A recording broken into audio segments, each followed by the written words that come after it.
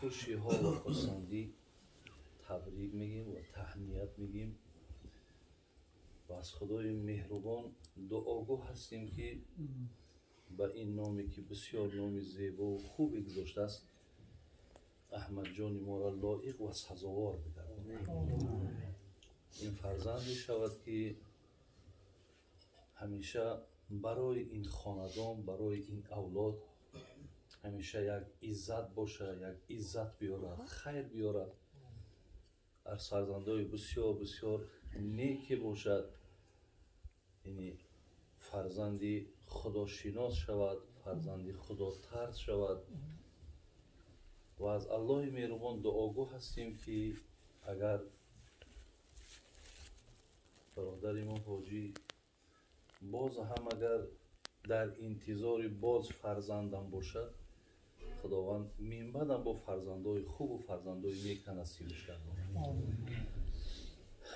برادران عزیز و خیلی گرامی، منم یک دیدم که بسیار الحمدلله استادا محفل ما را بسیار زینت بخشیدن، الله خیرشون کرد. بسیار سخنهای زیبا هم گفتن، بسیار سخنهای نیک گفتن. گویم بسیار شب خوبه برای ما و شما هست.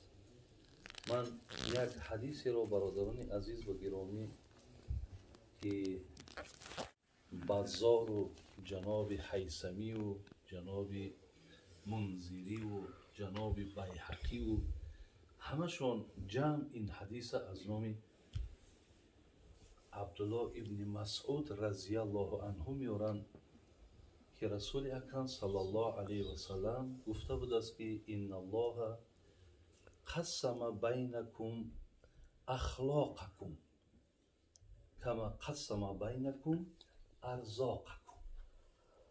ان الله یؤتی الدنیا من یحب و من لا یحب و یؤتی الدین الی من یحب فمن اعطاه الله الدین فقط احبه. برادران عزیز و گرامی، پیش از آنی که این حدیث من برای شما معنا کنم، الله رحمت کنه جناب شیخ صدیر اینجا نام بسیار گرفتن. میگه جامعه کعبه را که میبوسن اون از کرم پیله نامی شد.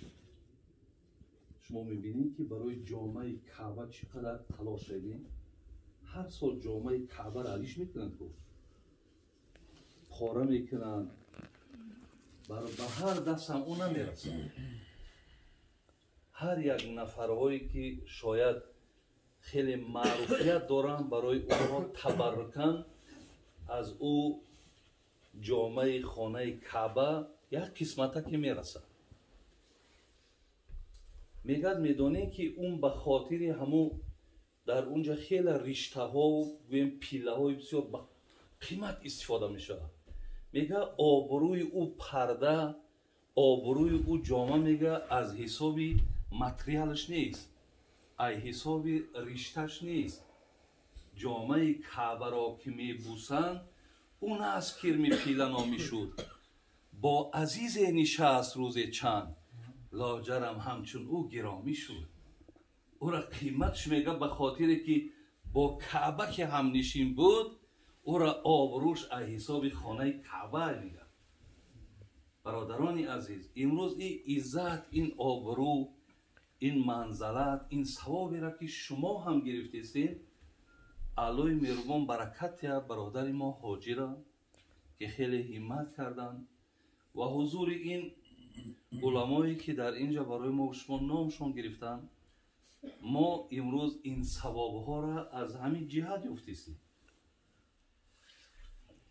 از این لحاظ الله را تشکر میکنیم و بسیار سپاس میگیم که خدای مهربان همین محفل هایی که برای ما عزت میارن، برای ما آبرو میارن، برای ما اجر میارن، برای ما ثواب میارن، خدای مهربان در این جامعه ما و شما، در این دیار ما و شما این گونه همنشینی را زیاد بگرداند. دیگر اینکه حضرت علی یک سخن زیبا داره برادر. میگفت لا یزال الدین و دنیا قائمین مادام اربعت اشیا. تا اگر 4 نفر از عهده کارای خودشون نبراین، دین و دنیاتون هیچ وقت پیشرفت نمیکنن. نه دنیاتون پیش میرود نه دینتون. اگر همین 4 آدم از عهده 4 همین کردارای خودشون نبراین، یکی از اونها کیه؟ مادام الاغنیا لا یبخلون بما خوولو. میگه یکی از سببهای خوب شدن دنیاتون و دینتون وابسته به آدمای بایاتونه، ثروتمنداتونه. اگر مردکای ثروتمندتون، پولدارهاتون پولاشون اگر در راه درست صرف کنن، اگر در خدمت دینشون بگذارن، دینتون و دنیاتون همیشه آباد میمونه. الله برکت یا برادرایی را که امروز حقیقتا نبین، پیامبر میگه بهترین عمل دادن طعام. ما در بهترین عمل نشستگیم. خدای مهربان برادرایی که از ما هستند، من همیشه در راست چندین برادرایی که مال دارن دیدم سیا گمانای نیک دارم، زیرا میبینم سهم گذاری میکنن، خدمت میکنن، صدقه میکنن، مسکین ها و بیچاره را دستاشون میگیرن. الله مهربان خیرشون تید که یعنی اینها هم یکی از سبب‌های بین تقویت دین، پیشرفت دین هم مبلغ گذاری اینها هست. همش من از نام شیخ سعدی گفتنیم که حضرت میگفت پریشان کن امروز ای گنجی نجوست. ای مردکی که امروز الله این مبلغ در دست تو داده، چیشون میگه؟ نصیحتشون میکنن. میگه پریشان کن امروز ای گنجی نجوست که فردا کلیدش نه در دستی توست.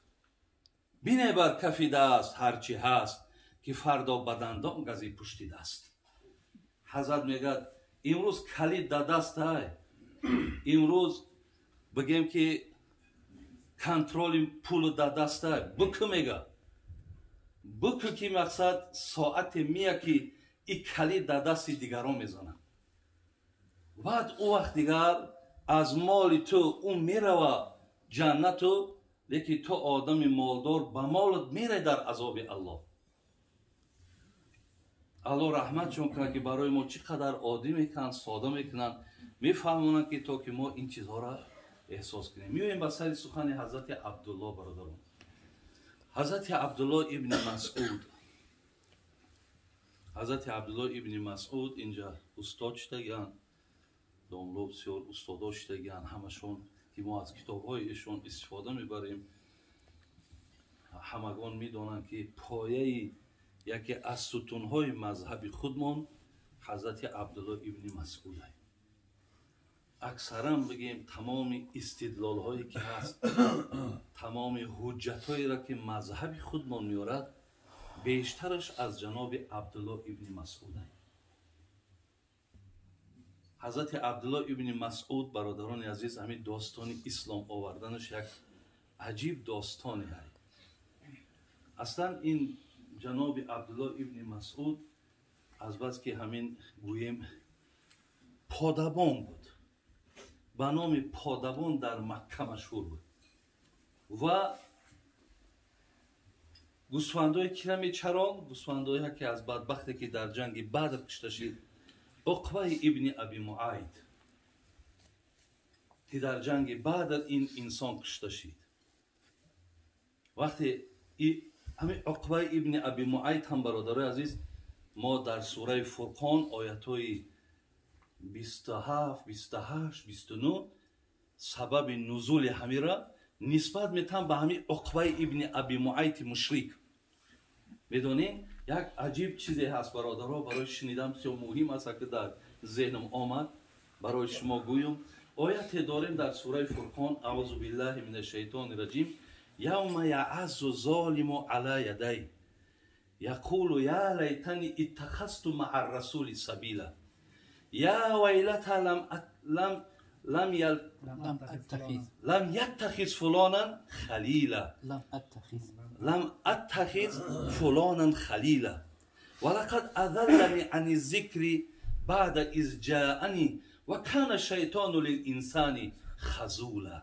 صدق الله العظیم. برادران عزیز میدونین این آیت از بسیار حسرت خوردن انامین بدبختی عقبه ابن ابی معیط. الله میگه که این عقبه ابن ابی معیط میگه ولی در روز قیامت میگه چی است؟ یعز این ظالم، این ظالمش میگه الله مهربان میگزد، میگه پشت دستش، ولی اگر کارا که ما و شما اگر بود نشود یا که اگر نکنیم بعد پشت دست هم میگزیم ای یک حسرت میخوریم. میگه همین عقبه در روز قیامت پشت دست میگزد. برای چی؟ ولی در تفسیرها از اون جمله تفسیر گلشاهی را دیدم، چند تفسیرها را دیدم، میگه همین بدبختی عقبه توی میکنه.